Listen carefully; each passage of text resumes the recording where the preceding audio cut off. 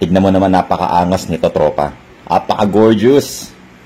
Ang bangis ng kulay, ano. Ang ginawa natin dyan, nilagyan natin yan sa ilalim, blue-violet, tapos nag-marble effect tayo ng candy blue, at saka natin nilagyan sa mga gilid ng Chameleon T901. Angas, ano? Gusto mo bang malaman kung paano ginawa? Watch mo yung buong video, tropa. At syempre, bago yan, shoutout muna sa Samurai Paint Philippines. Game! At ito, yung body cover natin ng Click i125. Tignan mo, tropa. Naka-gray na dahil tapos ko nang applyan niya ng primer. Ang ginamit kong primer dyan, Surfacer UCH210. Pwede ka rin gumamit ng 2K04 Epoxy Surfacer. Pero syempre, bago ang lahat, bago tayo nag-primer, sinabon natin maigi, nilinis natin yan, labas at loob. Tapos nag-wet sanding tayo, number 800. And then, sinabon ko ulit para sure ball na wala maiiwan na langis na hindi maapektuhan yung pintura natin. At ngayon, magbubuga tayo ng violet blue.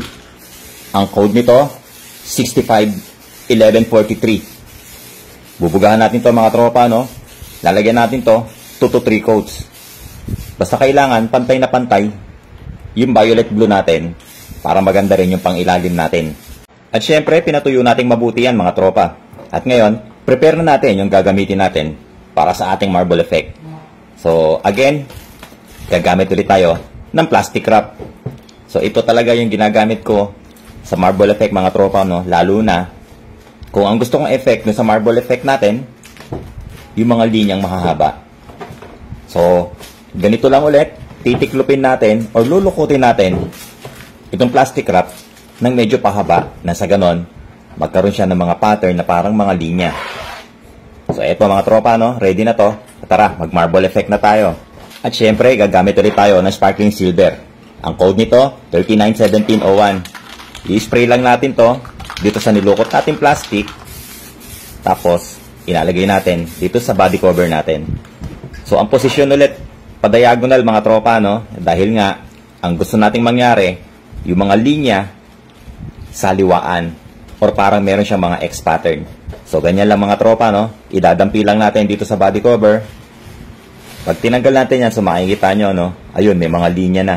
So, paulit-ulit, pupunuin lang natin to. After natin maglagay or mapuno ng iisang direction, mga tropa, no? Pakabila naman. So, ayan, nakita nyo? Pakabila naman yung ginawa kong posisyon. At nagkaroon na ng mga X pattern na linya. At eto na itsura niyan, mga tropa. After natin maglagay ng marble effect gamit yung sparkling silver. So, tignan nyo yung mga linya. Saliwaan. Kabilaan, di ba? Yung mga linya. Para siyang nagsasalubong. Parang mga letter X. So, ganyan yung gusto nating mangyari na marble effect. At ngayon, pwedeng-pwede na natin tumbugahan ng kulay. At ang gagamitin natin, Marine Blue Y139, mga tropa.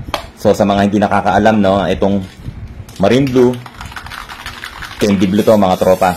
So, ibig sabihin ng candy or candy colors, ito yung mga pintura na translucent. Ibig sabihin, semi-transparent.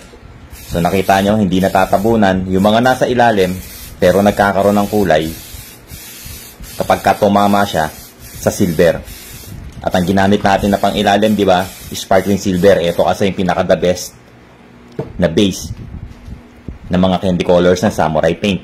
At syempre, pinatuyo natin mabuti yan, mga tropa. At ngayon, bubugahan natin ng black, yung mga gilid lang. Gagamitin natin, black 3109. So, ang gamit ko nga pala nozzle dito sa black, no? Yung pointed.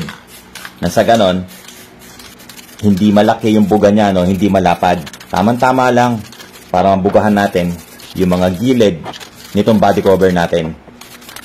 Tapos, magbubuga naman tayo ng Chameleon 3D paint. Ang code na gagamitin natin, mga tropa, no? Chameleon T901. So, maraming kulay ang mga Chameleon 3D paint na Samurai Paint. Meron silang 7 klase niyan. Basta yung ginamit natin, bawat isa naman may mga code, no? So, kung gagayahin nyo to, ang gagamitin nyo, Chameleon T901. Pagkatapos nyan, top coat clear na tayo, mga tropa. So, ang ginawa ko dito, no, binugahan ko 3 coats, pinatuyong mabuti, tapos nag-wet sanding ako, number 800. So, ayan, wala nang kintab. Ngayon, magbubugan ako ng final coat ng top coat clear. At ang gamit ko, Clear 1128. Dito sa final coat ng pagbubuga ng top coat clear, ano, yung ginagawa ko dito, wet application. So, tignan nyo mga tropa, dahan-dahan lang. Nang sa ganon, maraming clear yung mga ilagay natin dito sa body cover natin. Nang sa ganon, magkaroon siya ng effect na para siyang wet look. Ibig sabihin, maganda yung kintab nito kapag ka natuyo. So, ganyan mga tropa, no? Wet application para sa huling layer ng top coat clear. Alright mga tropa, eto na itsura na project natin. So tignan mo naman, apakabangis. Yung kulay ng Chameleon T901 na violet at blue lumalaban dito sa candy blue marble effect natin. Angas ano? So all in all, halos ang ginamit natin dyan mga tropa, blue at violet. Yung pang ilalim natin na violet blue. Tapos, nag-marble effect tayo. Nilagyan natin ng candy blue. Tapos, nilagyan din natin ng T901 sa gilid. O, ayan. Apakaangas ng resulta. So, ayan. Sana nakapulot na naman kayo ng kaunting kaalaman.